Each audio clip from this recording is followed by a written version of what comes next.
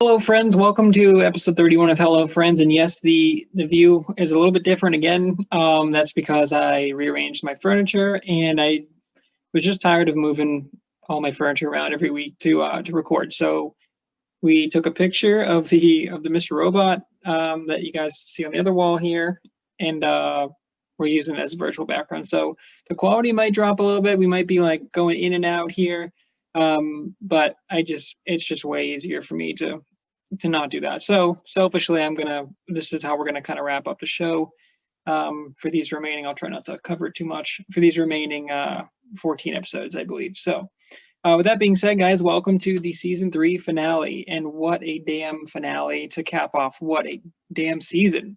Man, it's insane. So if you guys haven't seen this before, we're doing a quick recap of the episode. We're doing a White Rose Award and a score out of 10. So kicking off the plot is an illusion here, guys. The season 3 finale. Like I said, what has been just a tremendous season already. I think the best one by far. So we get the Dark Army, who is busting into Elliot's apartment, or his previous apartment, 4E. Elliot's actually staying over at 4D, which is Shayla's old apartment, which like the landlord has just left, like hasn't changed the locks or anything, which is kind of weird. But we found out a few episodes back that that's where Elliot goes sometimes to just like gather his thoughts. So Dark Army's looking for them, and obviously they're not just going to break into every apartment door there because real people live there and they can't just bust down doors. So yeah, he's just staying literally right behind the door. Dark Army is like, they find it, think the Mr. Robot computer with a smile, computer repair with a smile. They find that, but it's White Rose's right hand man who's on like a mission to find Elliot. If we remember last episode, or might have been the episode before, the right hand man told White Rose, like, I think it's time Elliot died, like his father. And so he is literally like looking to kill Elliot, because they're just looking to get rid of any loose ends, and Elliot is causing issues, and they're like, nah, I'm gonna take it out. And as we found out last time, Elliot gave them the computer, and he now owns all of Dark Army, which we'll get to in a bit. But then we get to Dom and Santiago. Actually, I think first we get Darlene, who's in like the interrogation room, and Santiago like uncuffs her, and then he's like, shut up and come with me. And he actually like, she's like, are you really arresting me right now? And Santiago takes Darlene like out to the parking lot, and he's like about to leave. Dom gives like a report to one of the operatives or whatever that's like taking over for Darlene, because we remember Santiago said he is reassigning Dom, and Dom's like, hey, here's the paperwork. Like, I know you already, I'm sure, are briefed on it, but here you go. And the guy's like, I don't know what you're talking about, dude. He's like, I'm getting on a flight in like 2 hours. And she's like, what? So then she actually goes to the parking lot, and she catches Santiago leaving, and she sees Darlene in the back seat. And Dom's like, all right, you gonna tell me what's finally going on here? Like, what's the deal? And he's like, Dom, you're not classified for that information. He's like, you don't need to know. And like, Dom's been on to Santiago like all season, but she obviously knows something's up, and like it's not good. And Darlene gives her like a little shake, like, nah, dude, he's kidnapping me 100%. And Santiago, the actor who plays him, is really good. He's been really good throughout the whole season. His character is like kind of like Bobby calls him later, a dickhead, but he does a really good job of like playing kind of that scary like figure right now. Because he like slams his door and he gets out and he's like, what, are you scared of me now, Dom? And she's like, and he's like, I'm not going to do anything. There's security cameras all around. And then he sucker punches Dom, throws Dom in the back seat. We'll get back to that. But Elliot is like freaking out. He's like, why isn't Darlene responding? Like, maybe she got to the rendezvous point.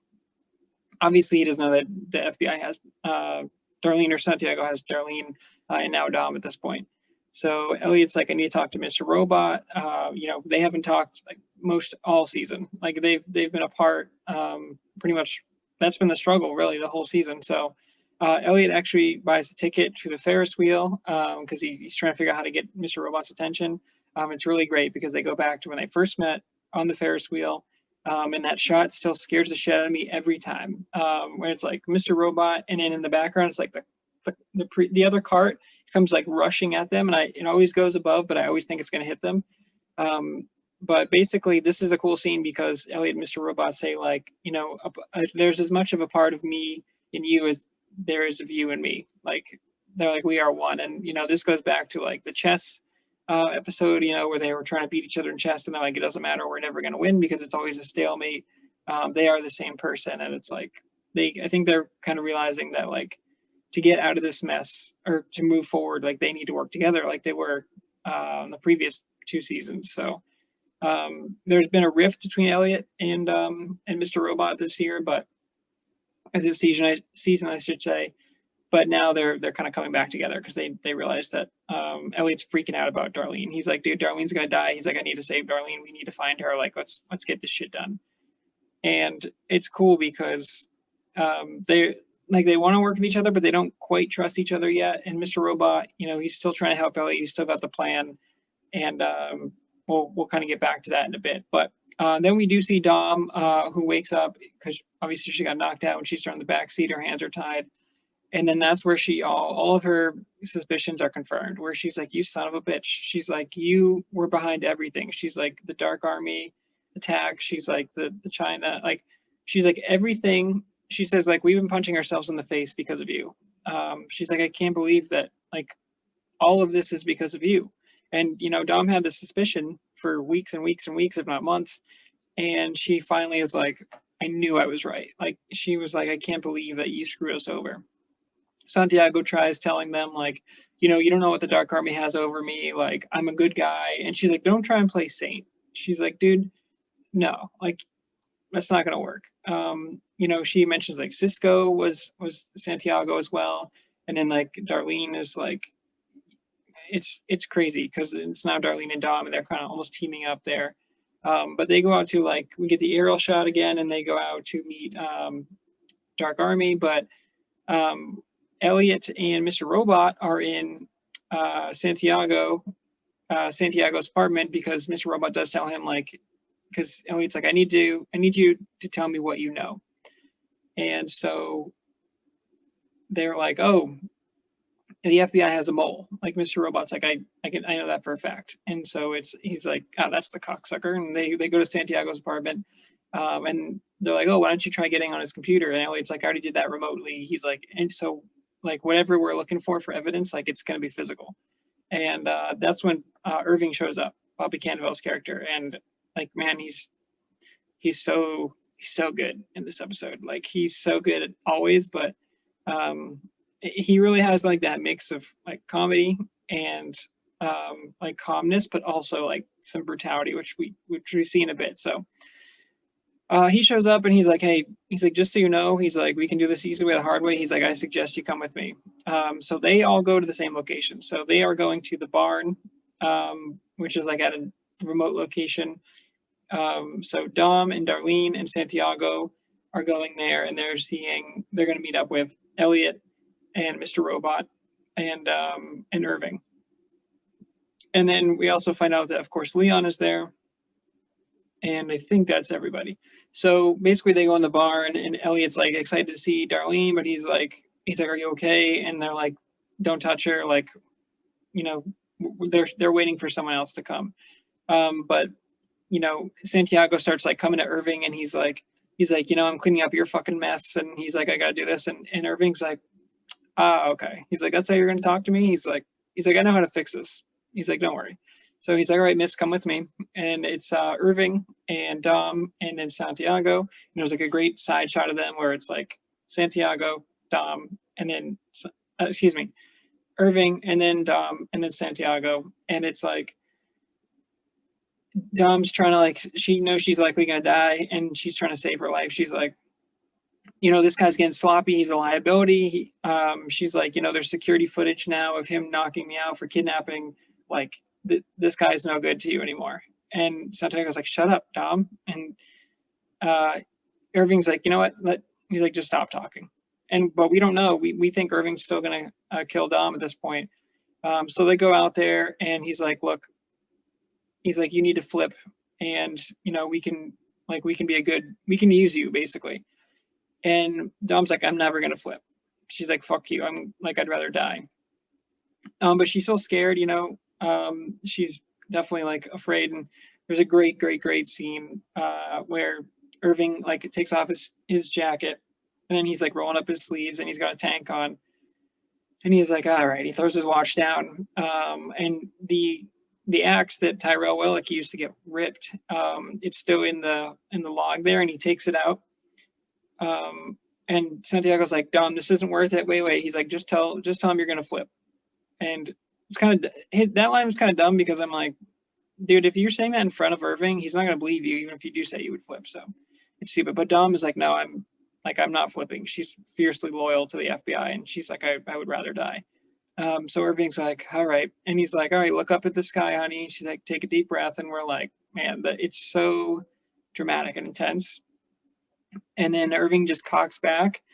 And then what he does is swings, and he gets Santiago right in the heart. And oh, it's so good. The way they shot it, it's like shock, because Santiago, they have it like his face facing the camera, and he can't believe it, but it's like the way Irving does it. And then I watch like behind the scenes where they have like a tarp or whatever, but like it's great, because he just gives him like, and the sound it makes, it's like a solid hit, and he gets an axe right to the heart. And yeah, that's trouble for Santiago. And so he's like kind of bleeding out on the ground there, and he's like, listen, honey. He's like, you work for Dark Army now. He's like, go back to the barn and wait further instructions. He's like, you're basically, this shitbag's being retired and you're taking his place. And she's like, I'm never gonna flip. And he's like, okay, Dom. He's like, what's the name of your youngest brother? He's like, is it I forget the name he uses, but he's like, yeah, that's Jason's kid or whatever, right? He's like, now imagine that's little I probably should have written down the name, because I'm ruining the moment here, but and basically he's like, imagine that's your little brother right there. And he takes another swing and goes back into Santiago, and now Santiago's absolutely dead. And then he's like, or how about your mom? And he like starts naming all the names, takes a swing, and then he's like, or how about your Uncle Chris? And he takes another swing, and it's like really messed up. Basically, he's like, look, we have all of your information, and if you don't do this, we're gonna kill your entire family. And so Dom is like breaking down crying. And then we get the line, man, if you ever forget this line watching the show, I don't know. But he's sitting there, you know, and like it's a great shot, like up from the ground for Bobby, and he's like, his veins are popping out and he's ripped, and like great job by Bobby Cannavale here, because he really got into the role, and like you can tell he's like first of all, swinging an axe is difficult, so like just doing that a few times, not to mention the amount of takes it probably took, like he is like visibly sweaty, and he's like he's upset that he had to like basically like kill this dude because he couldn't do his job. So but Dom's crying, and he goes, Dom, he goes, I'm gonna need verbal confirmation that you're grasping the details of this agreement. And he screamed, I'm not gonna scream it on the show here, but man, it's so good. Because she's like, yes, like she's crying, and she's like, I understand. Like she knows that she has no choice. And he's like, all right, now he's like, allow me to center myself. I take a moment to center myself. And he like takes a deep breath, and then he's like, these next few are for me. And then he just keeps wailing away at him. It's just like, man. But yeah, he says that like he's kind of a dickhead. So basically he's like, go back to the barn and await instructions. And Dom is like, she's got blood all over her, like she's messed up. And she goes back to the barn. Elliot and Mr. Robot are trying to figure out how they're gonna get out of this, but you know, Mr. Robot's like, dude, these are psychopaths. Like, there's no way, like, we're screwed. There's no talking your way out of this. And Elliot's like, no, they're waiting for someone important. And he notices like the camera up there. And that's when we get a really good shot of White Rose's right hand man. And you know, he's like got that great shot in the limo or whatever, and he's got the sunglasses on, and they got the music playing, and he's rolling up. And Bobby is like wiping his fingers off of the blood. And he's like, oh, you know, he's like, you want to send your guys over to the woodpile over there? He's like, I had to kill the FBI mole. And the right-hand man is like, and he's like, don't worry. He's like, I got a better one. He's like, lower rank, but she's got a ton of upside. So like, it's all going to be good. And the guy, he's like, all right, I'm going to go. And the right-hand man's like, where do you think you're going? We have work to do. And he's like, Bobby grabs his face. And like, you can tell there's some fear in his, like the right-hand man, he thinks he's like walking around with like like this big dick energy. And Bobby's like, nah, dude. He grabs his face and he squeezes it, and he's like, I want you to know that I was in your position a couple of years ago. He's like, I think White Rose will be okay with my time.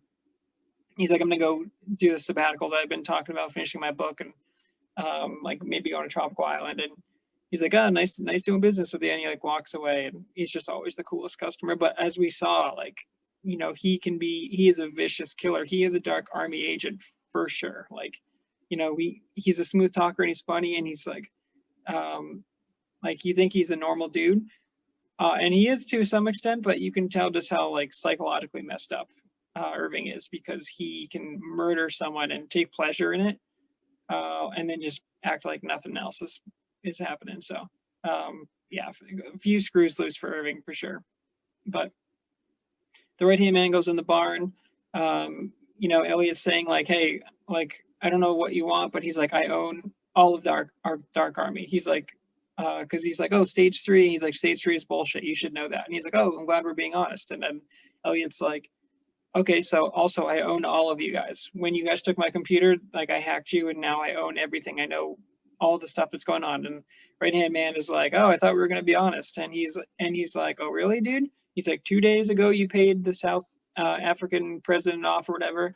4 days ago, you bribed Russia. And and you could tell like he knows exactly what's up. And so he's starting to be scared. Elliot's like, look, I know your Washington Township project. He's like, I can move that to the Congo. I know that's what you want to do. He's like, I figured it out. And then he tells the right-hand man, like, you know, how can we trust you or whatever? And he's like, look, you guys have been working on this for months. He's like, I figured it out in a day.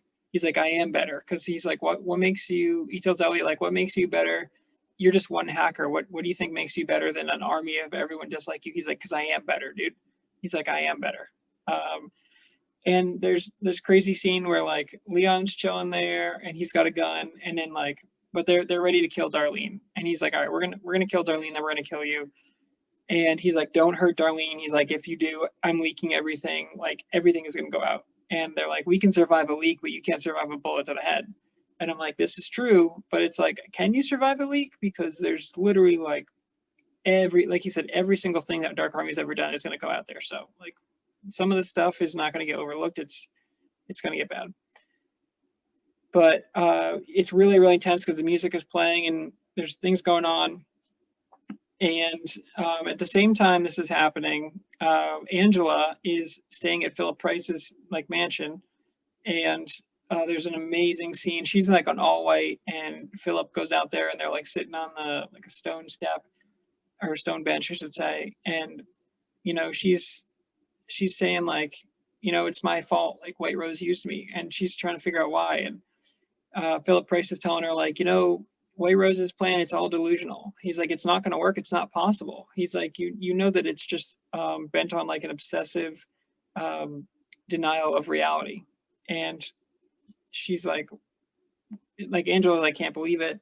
He's like, dude, it's not going to work. But he's like, you know, when I met your mother 32 years ago, she didn't want to be raised by a monster, so like I had to give you away or whatever. And this is where Philip Price is like, I am your biological father.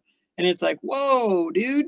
Like Angela's like, are you kidding me? And like I remember this from last time, but it's crazy. It's a crazy reveal because it's like Philip Price is Angela's father biologically. And it's just crazy because he's like, I sent someone to get you. He's like, you know, I heard the state you ran, and he's like, I couldn't handle it. He's like, I need to like help you out.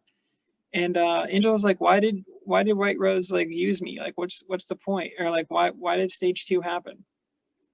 And like the attacks. And honestly, Philip Price just says, because it was just out of pettiness against me. He's like, that's all it was. And Angela's like, really? Like, that's it? And he's like, dude, White Rose is so diabolical that just because she wanted to teach me a lesson, like they blew up 71 buildings and killed thousands. And it's like, it's crazy. It also goes to show you just like Philip Price, we thought he was like this monster, as he calls himself there. But there is a good side to him, and he's not all bad. Like White Rose that is just like hell bent on killing innocent people because of jealousy, which is ironic because we go back to the barn here, and Elliot is like Leon holds the gun up to Darlene's head, and like, there's a text, and we're like, the right hand man is like, look, Elliot, you just played the wrong game right now. He's like, that was the wrong hand to play. And we think Darlene's about to die. And, Elliot's even worried that she's going to die early in the episode. And it's like, man, is this going to be the end of Darlene? Like, what's going to happen? And at the very last second, Leon turns the gun, kills all three of the Dark Army members. And now it's just Elliot on the ground, who is like in shock, Darlene, who's in shock, the right-hand man, and Leon. And of course, Mr. Robot. And I think Dom is back in the barn yet. I'm pretty sure she's back in there, but it's like, wow. And the right-hand man, I can't believe it. And then we get to White Rose, and this is all happening simultaneously. So I feel like I'm doing a very poor job of explaining this episode, but I was in absolute tears watching this, because it's so good. It gave me goosebumps. It was emotional. It was powerful. But this is all happening kind of like, we're cutting from the barn back to Angela. Philip Price is kind of explaining what's happening.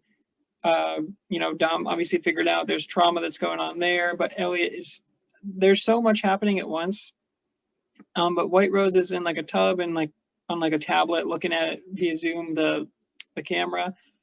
And White Rose says, your jealousy has always been your biggest downfall over Elliot. He's like, you never see the value of Mr. Alderson like I do. And she's like, now our time has, like, that's why your time has come.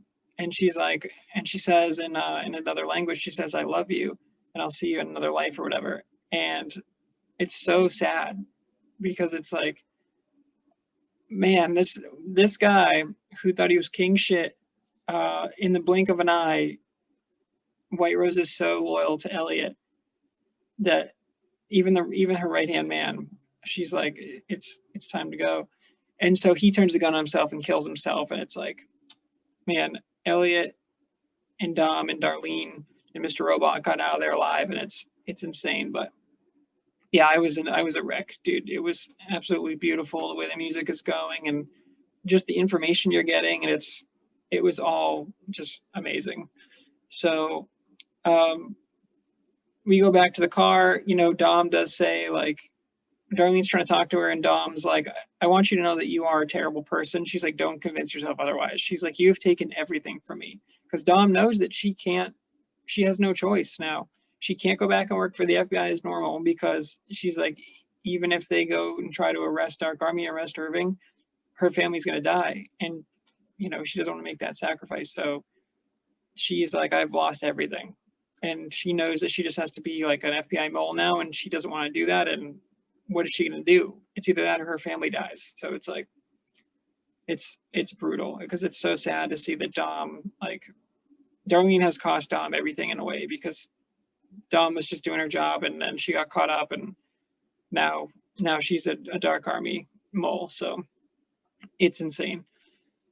Towards the end here, guys, we get a shot on the train of Darlene and Mr. Robot, Darlene and Elliot. And they're riding the train, and Darlene's like, this is our stop. And he's like, they're talking, and she's like, hey, why did you bring up Kevin McAllister? Like, that seems so random. And he's like, well, that was the same day that I got pushed out the window. And she's like, what do you mean you were pushed out the window? And he's like, that was the day that Dad pushed me out the window. And he's like, no, Elliot, like, we were hanging out in your room looking for a camera, and then Dad came home, and you freaked out. You started swinging the bat at everything. And then you said, I'm going to jump. And you jumped.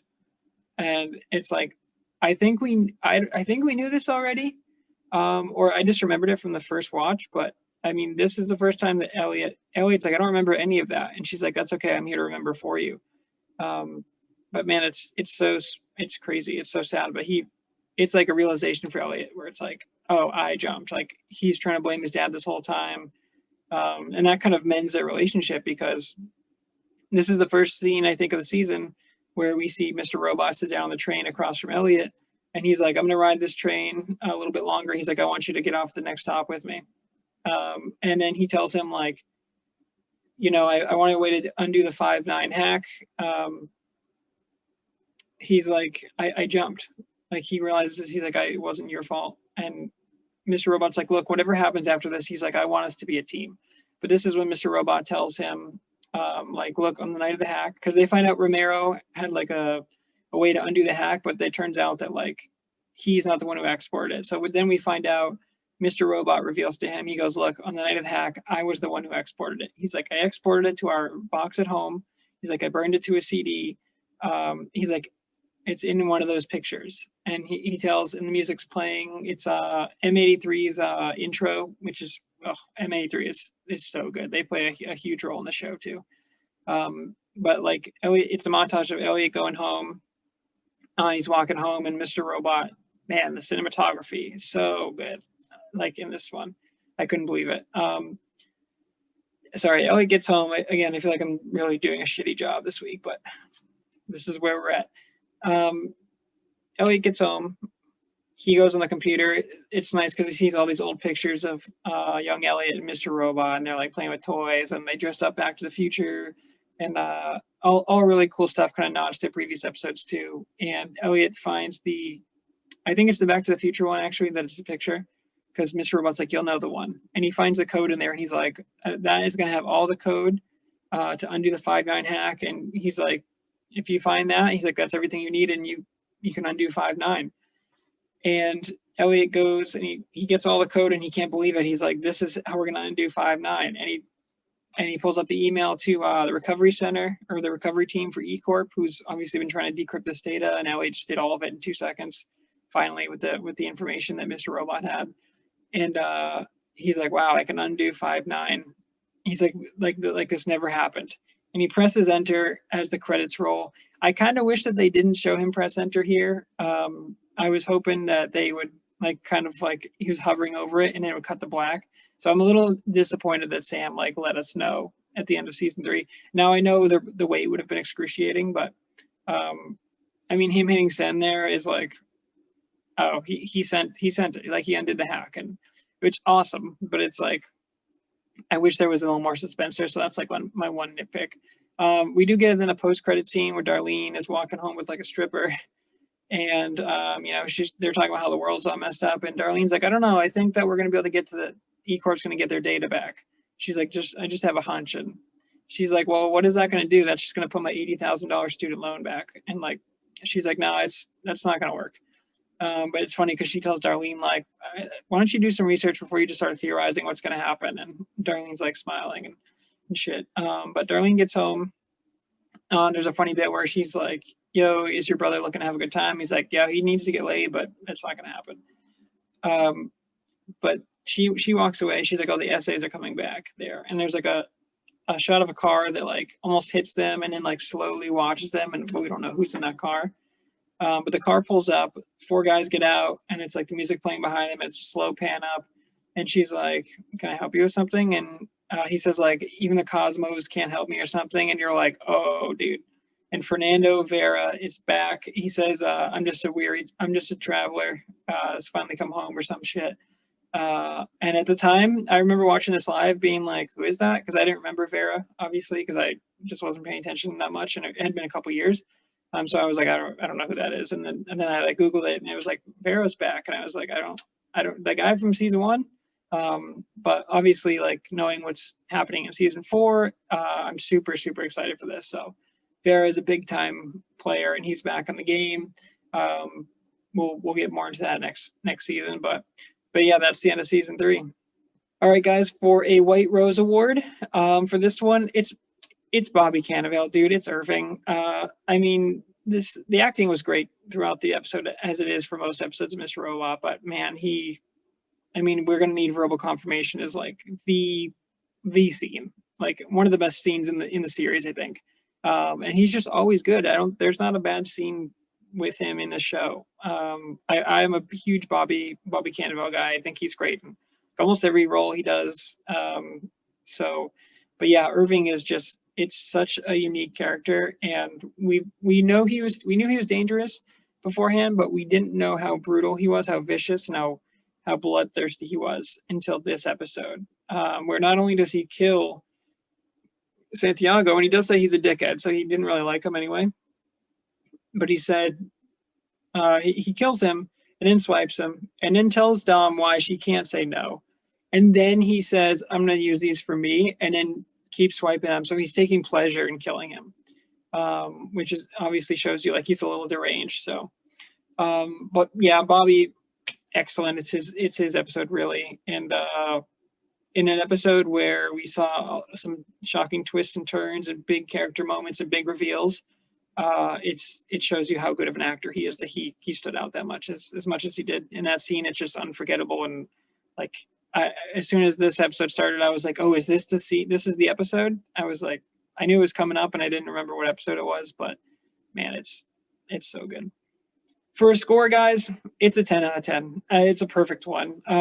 It's, man, all the buildup that we've seen for season 3, Dom being on Santiago's ass all season, and part of season 2 too. You know, Dom knew something was up, and she couldn't quite put together pieces, and she's finally like, oh, it's Santiago, and so she gets a little bit of peace with that, but then her life is ruined because she now works for Dark Army and she has no choice because she doesn't want to see her family die. So that's crazy. Finding out Philip Price is Angela's dad is insane.